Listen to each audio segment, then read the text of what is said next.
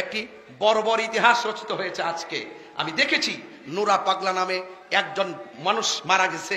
যদি তার জীবনে অন্যায় করে থাকে, তার জীবনে যদি শিরিক করে থাকে, তার জীবনে যদি ভণ্ডামি করে থাকে, তার জীবনে যদি কোনো ধরনের কুফরি করে থাকে, সরাসরি বহির্ভূত করে থাকে, সে যদি একদিন করে থাকে, এক মাস করে থাকে, আপনি মুসলমান হিসেবে দরকার ছিল বাংলাদেশের প্রচলিত আইনে তার বিরুদ্ধে ধর্ম অবমাননার মামলা করে তাকে গ্রেফতার করানো। কথা বলেন ঠিক কিনা?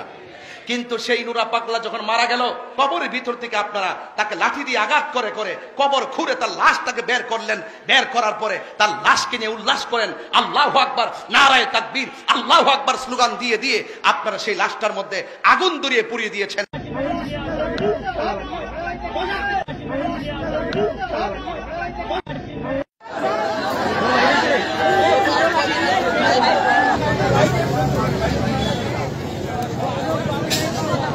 এখানে যারা আছেন 60 বছরের মানুষ আছে, 70 বছরের মানুষ আছে, স্বাধীনতার আগে পরের মানুষ আছে।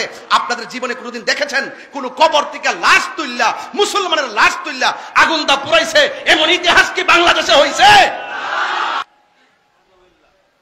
আমরা কি বাংলাদেশ দেখছি?